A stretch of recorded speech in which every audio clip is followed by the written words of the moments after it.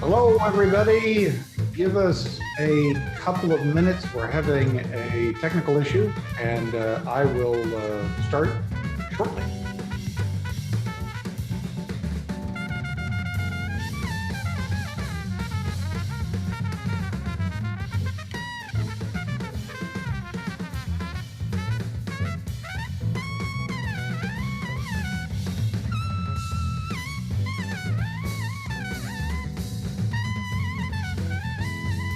How are you doing?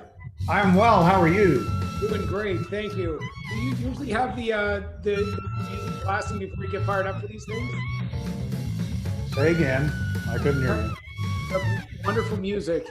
Yeah. Well, that is a for those in the audience because we are live now. Ah, I have found this new jazz saxophonist named Tia Fuller.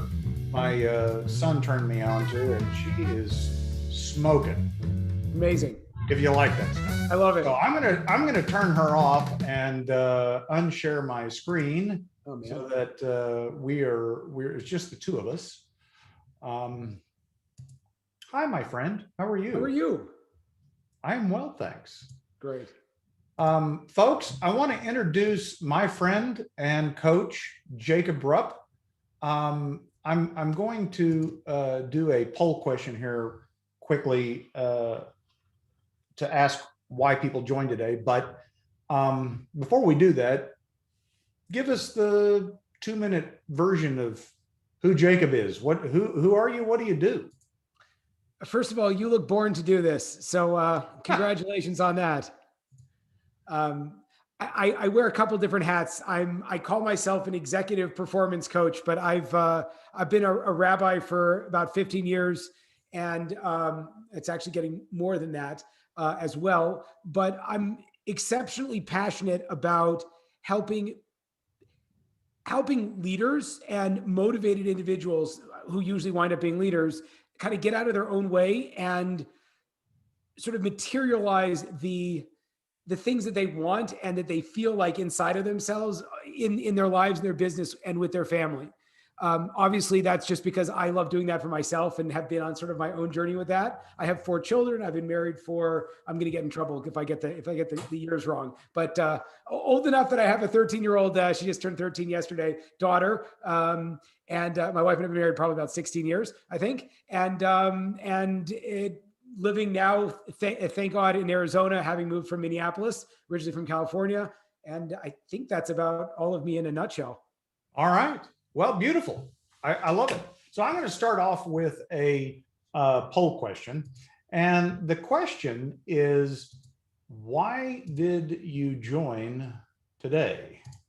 So I'm going to launch that there. If the participants will answer that question, then I also wanted to remind everybody this is being recorded. So if you want to ask questions, feel free to use the Q&A.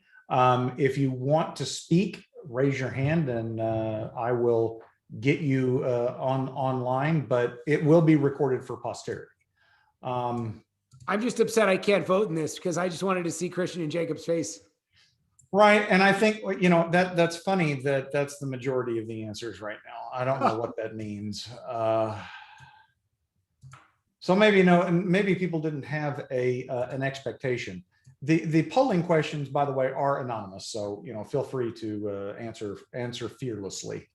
I just think we should talk about how we're so good looking as opposed to addressing the growth mindset question. I think that's right? really what people want to see.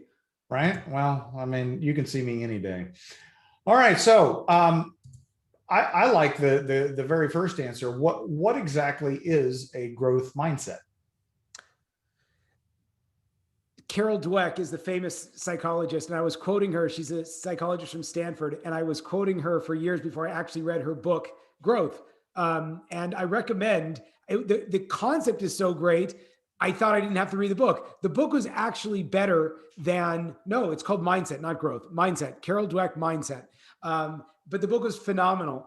And the idea of a growth mindset is oftentimes we look at everything in life as static. the famous phrase, it is what it is. I'm an avid MMA fan, and there's a guy, Max Holloway, that literally you can just start the buzzer, and Conor McGregor also picked it up, and they will say it is what it is about 400 times in the interview, literally.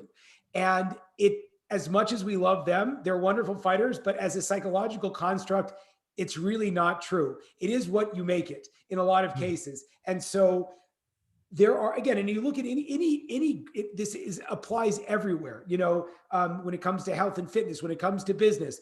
I know it's depending on the political orientation of the people on the show. There was a president who wrote a book called The Art of the Deal, and he speaks about how did he do all these incredible real estate deals in New York, and it was never like he just sort of walked in and paid full price for it. He negotiated here, he figured out there, he made a relationship over here.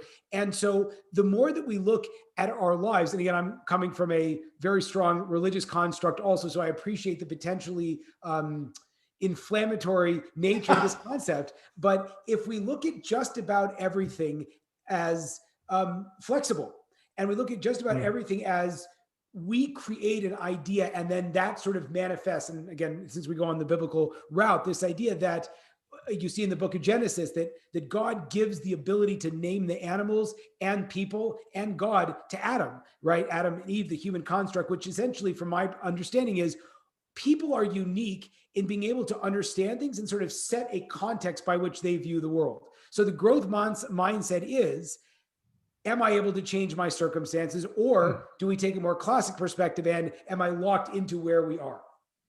So entrepreneurs, I think, as a general rule, buy into that idea, right? That they see something and they see that it could be different. It could be better. And they want to change that.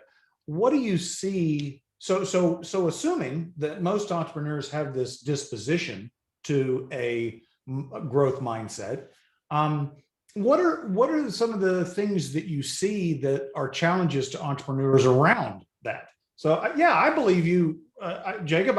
I can change the world. I love it.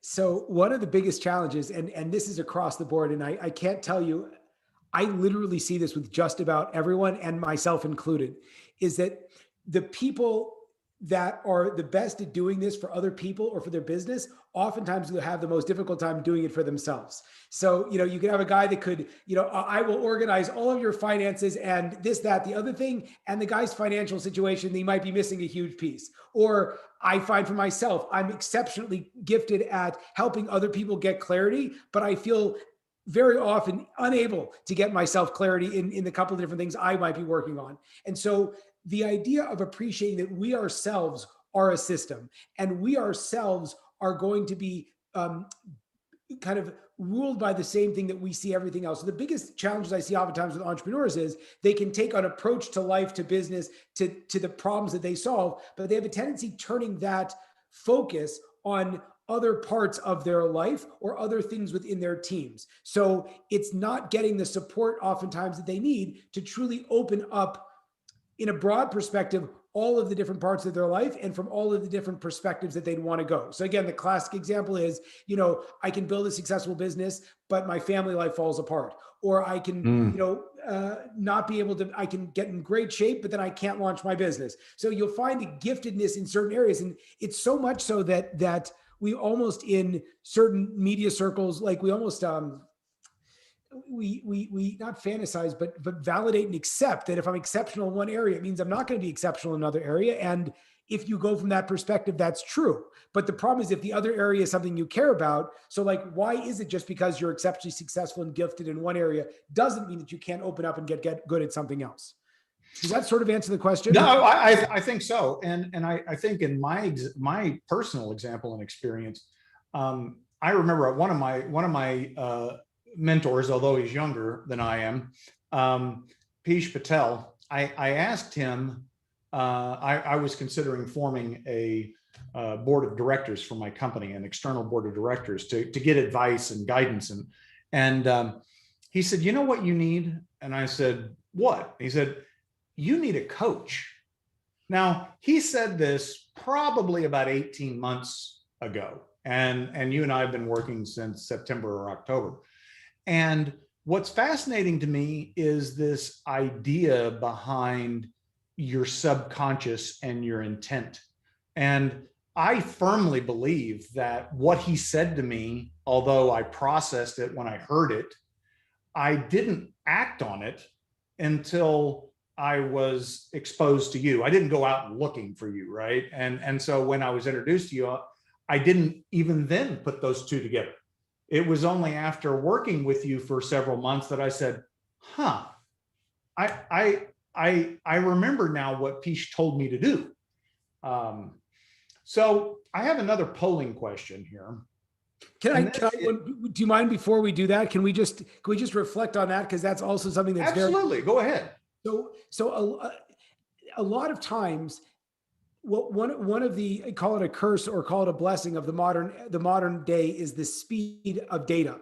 So I was just today, I was looking for a new car, and they gave me all the financials. Said this saved you 2.5 hours of, like sitting there drumming your fingers on the desk and trying to figure out what the hell's taking so long in the car dealership. Like, can't you just give me numbers? And so it's like, oh yeah, so I can figure out, and it makes things a lot faster. The problem with that is that it sort of shrunk our expectation for the time and the broad nature of growth. And so what you're saying though is something that's completely true, which is that we'll hear things, and it's sick if you don't sick in an awesome way or sick in a difficult or frustrating way, that I don't know if you ever like go out and clean out your Google Drive, or you go out and clean out your emails from like 4 years ago, or notes that you took on your phone 4 years ago. It's shocking how seeds that you planted then start to grow now. And like, I remember I don't know if I was leaving my phone or I was canceling something out, and I found a note from 4 years ago. It's literally happened. And I had written down, this is where I want to be in my business. And it was 4 years old, and it was crazy. It was exactly and I had done all of it. So that's a little bit also that, oftentimes we can get upset because we're not there yet, but there yet is like a horizon. It's just something you're going towards, and being able to have these little markers of the seeds that you planted, and then paying attention to, did this actually materialize? Again, in a lot of ways, even if you don't know where you want to go, just sort of thinking about, I'd like to be in a certain place, allows you to, I don't want to use the word manifest, but I'll use it, manifest, the kind of help, support, or structure that you're actually looking for. Well, I'll give you one more example in my personal experience, and it seems kind of mundane, but it proves the point. So I went to this resort in San Diego for a conference, and I was like, God, I love this place. I should bring my family back here, right? Okay. Fast forward 2 years, and we're planning our family trip, and we're looking at hotels. And I couldn't tell you what the name of the hotel was that I stayed at, but we're looking through there. And we're making a decision on where we want to go. And I'm like, that place looks cool. I didn't recognize it when I was looking at it online, right? And when we drive up to the place, I'm like, holy shit, this is the place that I wanted to bring my family back to. I mean, it's nuts. Right. And it doesn't have to be in a big or a small. Again, that's the idea also, is developing the eyes to see these kinds of things, which is an actual practice that I try to work on all the time. Is it's like, you said it's mundane, but it's not mundane at all, because it reinforces this idea that, we want to set up a kind of a GPS towards where we're going, even if we don't know how to get there. Great. Let's do the polling question. All right. The polling question here is, what is your biggest challenge in your business, not personally, right now?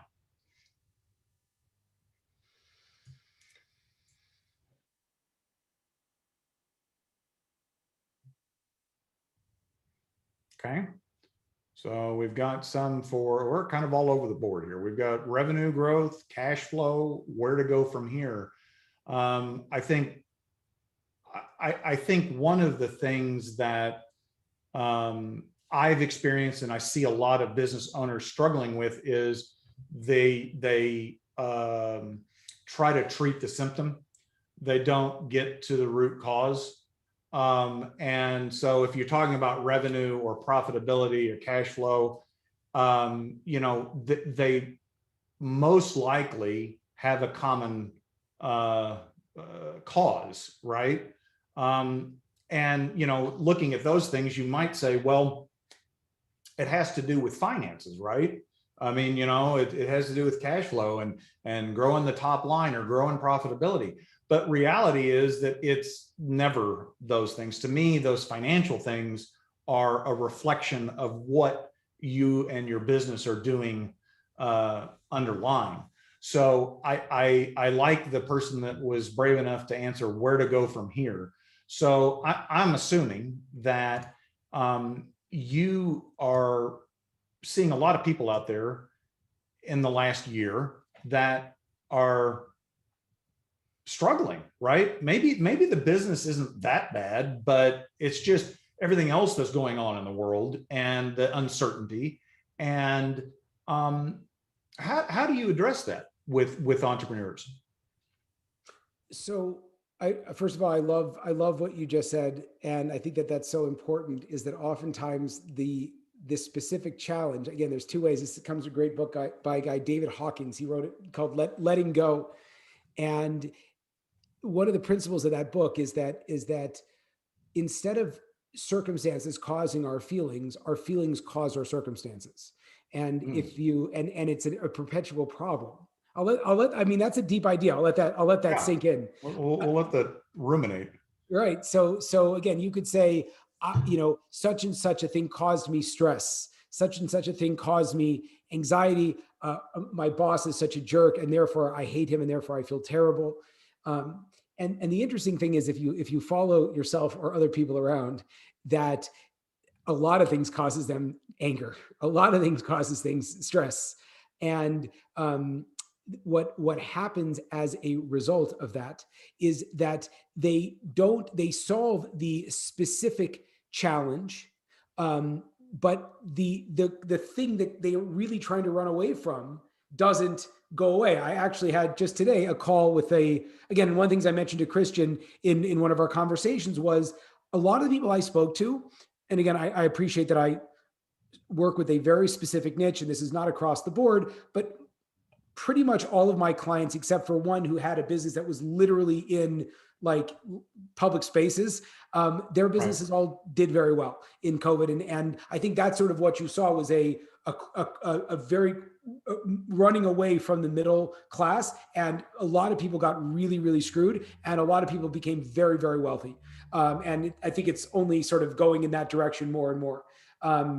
Even with the influx of money coming from the government, it's like still certain people are going to know exactly what to do with that and take advantage of it. And other people are just going to be like, well, I owe myself a television for all the stress. Right. So I think the idea is to, first of all, appreciate what you're trying to solve is the underlying current, the underlying emotion, not the specific problems. One of the things that I'll just give you two examples and you can redirect me if I'm going off. I had I have a friend, I explained a particular theologic challenge that I'm currently working on to a friend of mine over a lunch we were having. And he said, wow, every time I talk to you, you're just like so happy and excited. I would have no idea that you would have this theological challenge. And I said, well, just because I have a theological challenge, why shouldn't I be happy and excited? And he's like, oh, I never thought about that. Right. So for me, I don't really care what the problems are. I care how I feel and how I relate to them. So it's not about the money. It's about how am I responding to the money? The same thing you're saying with the challenge. Do you see the challenge as an existential crisis and an existential threat to your business? Or do you see it as a storm to weather to make you even better than the competition? Because maybe the competition would have fallen. And that was the point that I brought up also with you, is that COVID COVID happened to everybody. And you can't say, therefore, I have an excuse to fall behind. It's like, well, if everybody got hit, the ability to use, again, think about it like weights in a gym. This is going to make me better. This is going to fortify my business more. This is going to make me reconsider things. That's an opportunity. And again, that growth mindset way of looking at it versus how do I bat down the hatches and weather the storm, at which point it will have taken you out. Right. Are you familiar with Perry Maxwell? Perry Maxwell? No. Yeah, he wrote the book 80-20 Marketing, based on the Pareto principle. One of the attendees actually referred me to that book, and I was reading his newsletter yesterday, and he was talking about just that. He was saying that the people in the current I'm sorry, Perry Marshall, not Perry Maxwell. My bad. Good to have a Um, well-read crowd. right. So the what he said in the newsletter is, in this situation that we're in right now, there are going to be people that are distracted. They're going to get involved in the political conversations. They're going to get into the whole mask, non-mask. They're going to get distracted by the economy and Congress and what are they going to do and how much money are they going to spend and where is it going to go. And he said that the people that are focusing on the things that they can affect are the ones that are going to be very wealthy 5 years from now. The people that are engaging in distraction, voluntarily or involuntarily, are going to end up with nothing, because that's the 80-20. I mean, 20%, that whole thing with Pareto started with the Italian that noticed that 80% of the land in Italy was owned by 20% of the families. And so, I think it's a great point to say, we have to be intentional about how we approach the current situation. And I think what you said is spot on. It is an opportunity. When your business is going fine and you're making money, you have no idea what your real problems are, right? Because you don't have to deal with them. But when you have this external problem come upon you, you don't have a choice. You have to deal with the problems that you have, either personally or in the business. Well, I think, yes, 100%. And I think that's that approach to take. Again, COVID was like a great example because it was so universal and everyone saw it. But the reality is, and again, it's I think the phrase that I think it's probably Bruce Lee, but I'm not sure. It's like, you'd rather be a warrior in a garden than a gardener in a war, right? Which is this idea that we have to be, I'll say that one slowly because that's a great one also. It's like, so far all I've done is quote fighters, and you've quoted all the business people, but it is what it is. And there you go. The idea that we want to prepare ourselves for the turmoil all the time. And so when COVID hit, for example, a lot of people might not, again, I have a mentor of mine who was saying that, and he's an old, he's a seasoned entrepreneur, he's mid-60s, and he does a lot of mentoring of 20s and 30s, up and coming entrepreneurs. And he said, the last 20 years, he said, you didn't have to be good at anything just about to make money because the market was the way it was. He says, now let's see who's really got what it takes. And his, I think that perspective of how do you look at stress? And if you wait until a COVID, if you wait until a recession to start to deal with stress, so again, it's almost like too late. This also comes down to like child raising. They say the best time to become a good parent is 9 months before the kid is born, and the next best time is like now. So it's like, okay, so I haven't really prepped myself to deal with stress quite yet, and I've been dealing with it with Cheetos and I'm not even sure what shows are streaming right now. But the idea is like, do you see stress as something to run away from, or do you take stress and the things that stress you out? Do you, again, I love doing this. Do you make peace with them? First of all, what is the stress coming to help you with? Most people think, I just don't want to feel this way. It's like, well, maybe, but maybe feeling this way is helpful because it's trying to give you an insight into something in your life. So like, I grew up having seen tremendous, and I thought I was nuts. Then I saw Elon Musk do this also. So I realized it was pretty cool.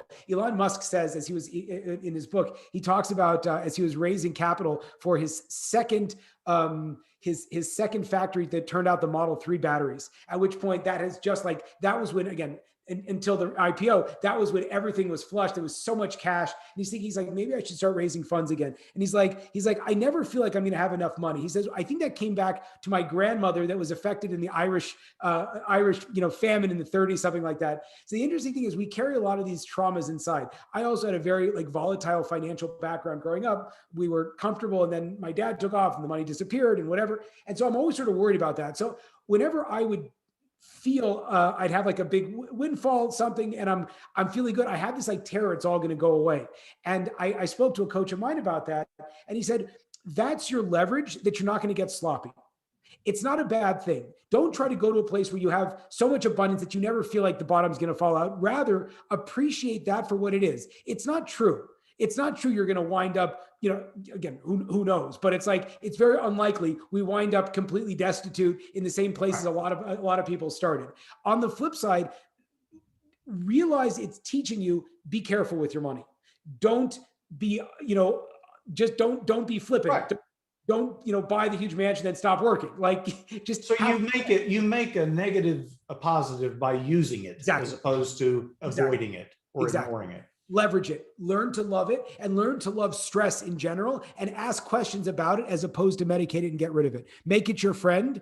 And at that point, and it's a crazy thing, you try this. Any emotion you're feeling, if you try to feel it, automatically it gets lessened if it's a negative emotion. So when you're angry, stop. Don't, again, screaming will actually aggravate it. But if you just feel the anger, say, I'm just going to feel really, really angry right now, automatically you've disassociated from it. It becomes a thing outside of yourself and it starts to go down.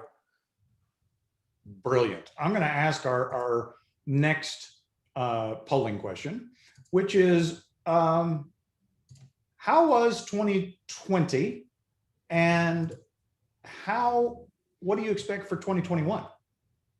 So while they're answering that question, I'll share what I told you the other day. So you had me read a book called The Big Leap, and it talks about the psychologist that wrote it, doctor from Stanford. He talks about your ego wanting to play it safe, so to speak, wants to stay protected, and how it can subconsciously, your ego can subconsciously sabotage you when you're trying to grow. The question is, did we make more money? I'm sorry, I'm going to answer this well. Did we make more money, or did the business make more money? I don't care how you answer that. Your dealer's choice. So this idea that when we try to grow, that our own minds try to work against us. And it manifests itself in several different ways. I recommend reading, I guess he's got 3 books. I've only read the one, but he's got lots, and they're all wonderful. So when I revealed to you last week, I said, Jacob, I don't look forward to our weekly meetings. And I was like, should I say this? But I said, this is just true. I said, it's not that I don't value the meetings or that I don't enjoy the meetings. It's that my mind tells me I've got more important things to do, right?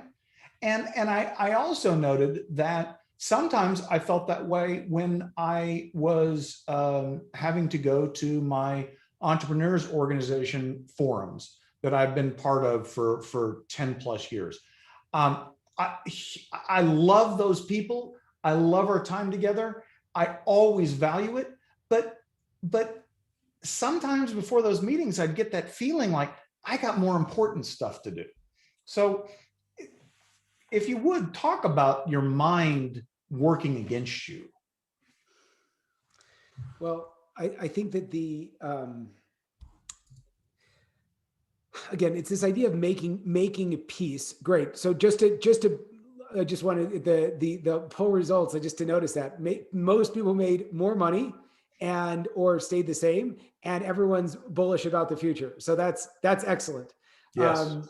So the mind working against us is kind of a fascinating thing. So again, we're drawing from all kinds of different sides of it. And one of the beautiful things about my forays into religious thought and philosophy and business and leadership ideas is there's so much convergence. It's like crazy. Mm-hmm.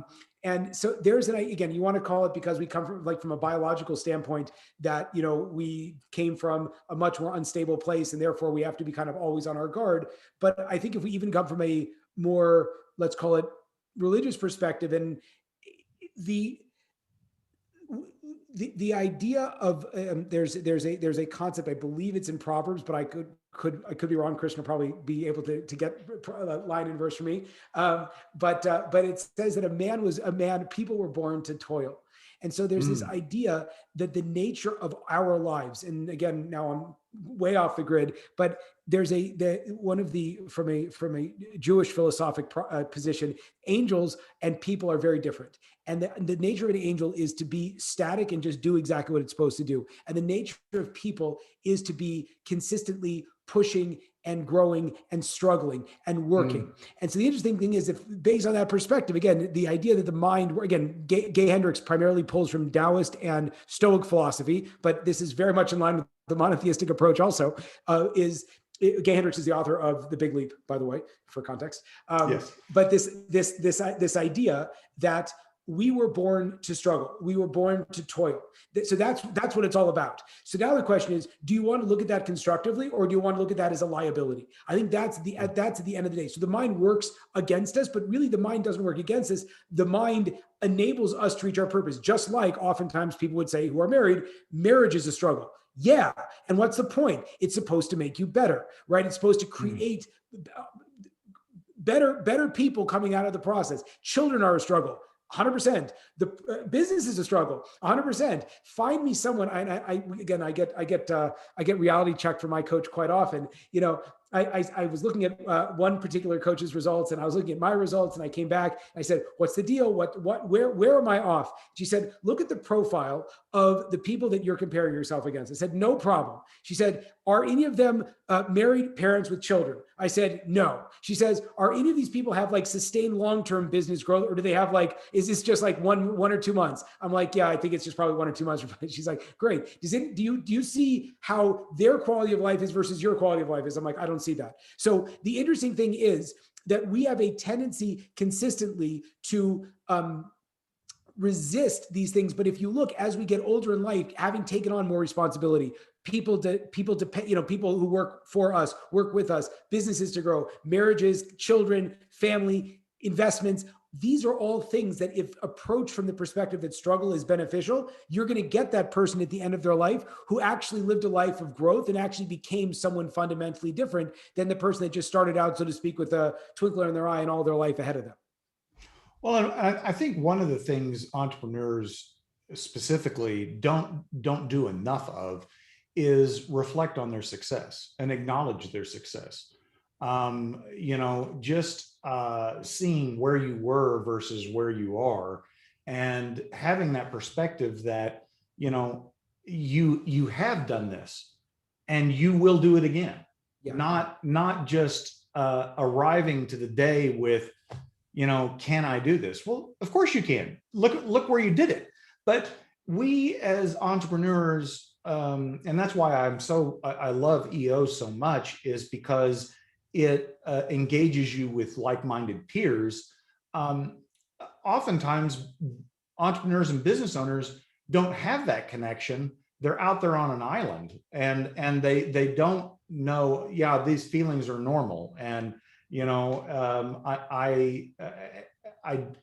okay to celebrate your wins. Talk about why someone should engage a coach like yourself, or have a peer group.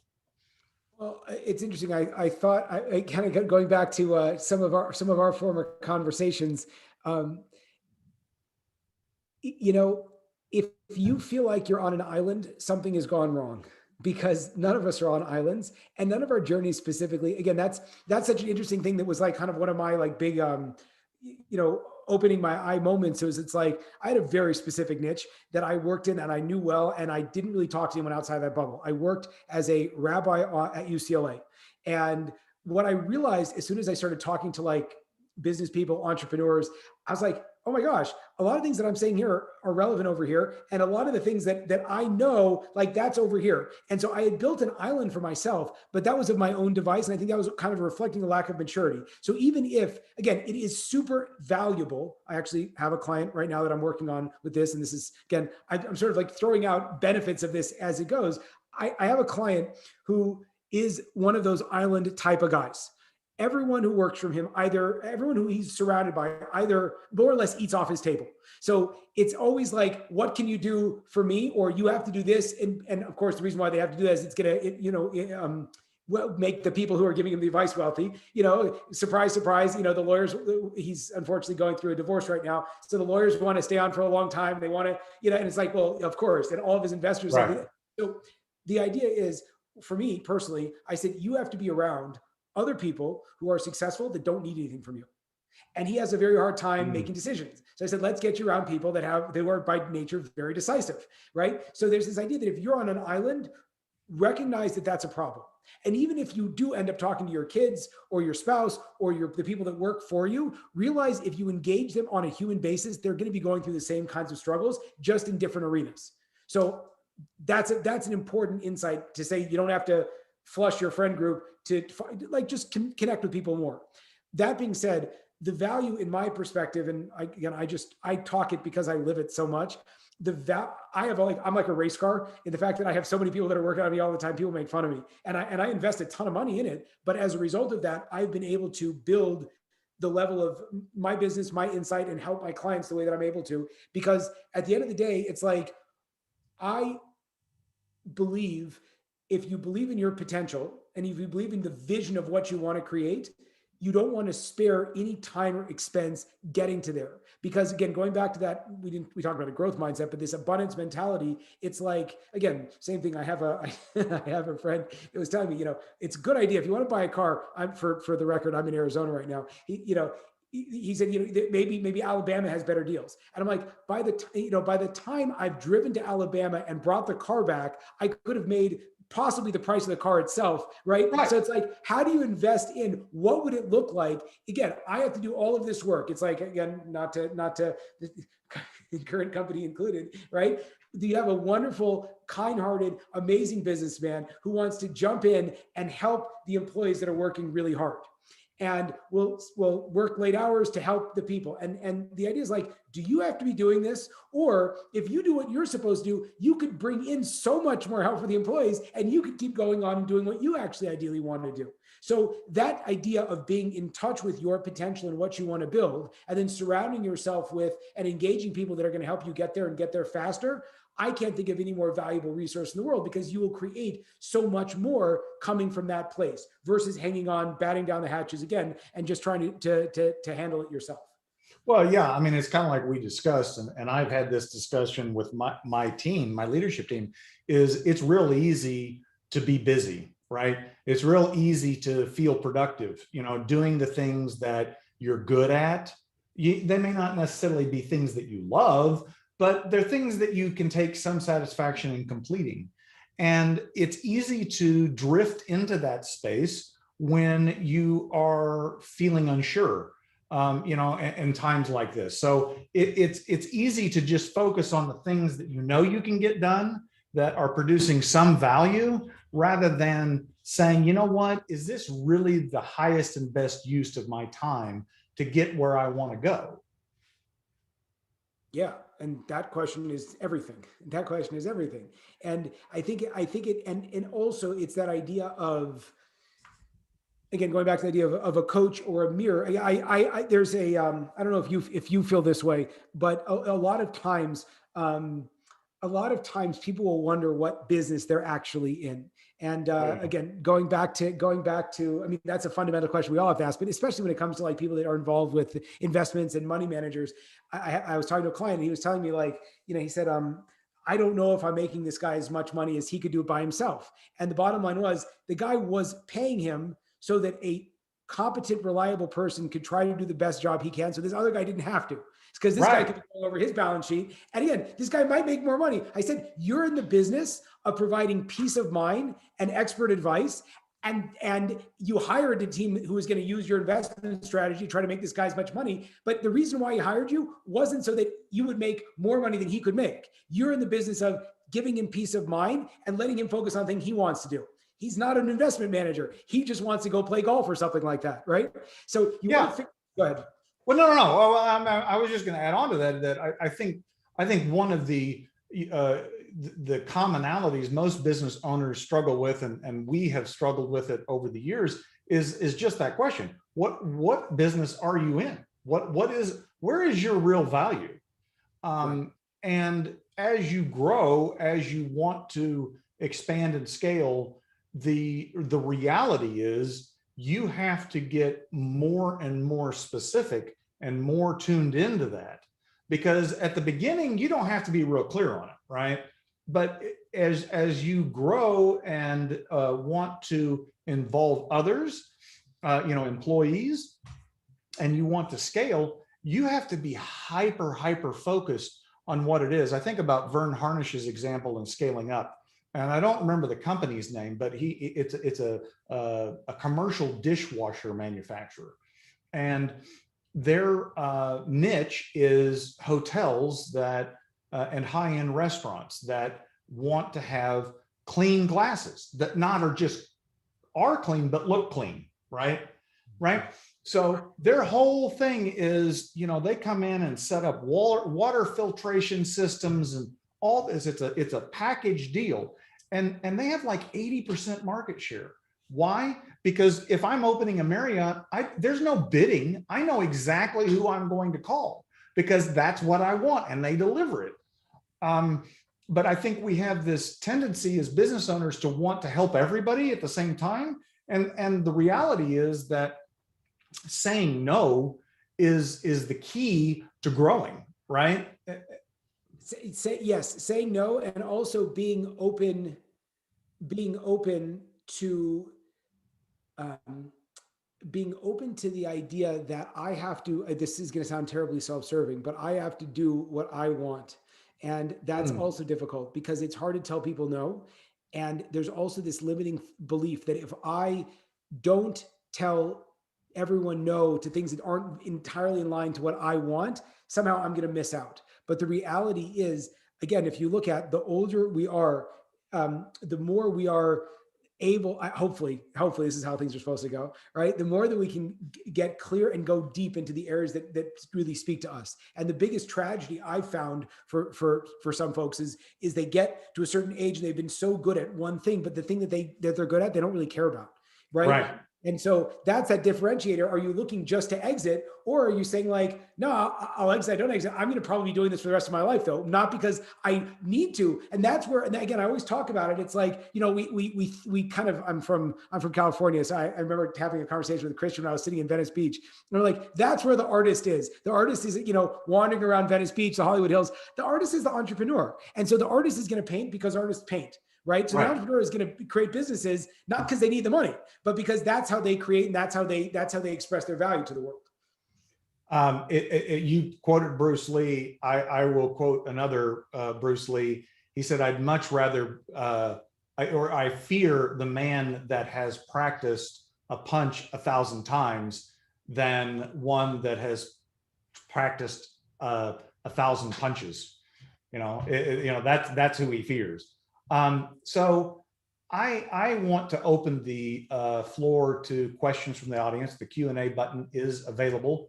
I love this quote from one of the chat.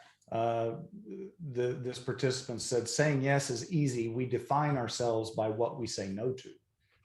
Yeah. I love that. Yeah. So if any of you have any questions that you want to ask Jacob, please type them into the question and answer box below, and we will open it up. Yes.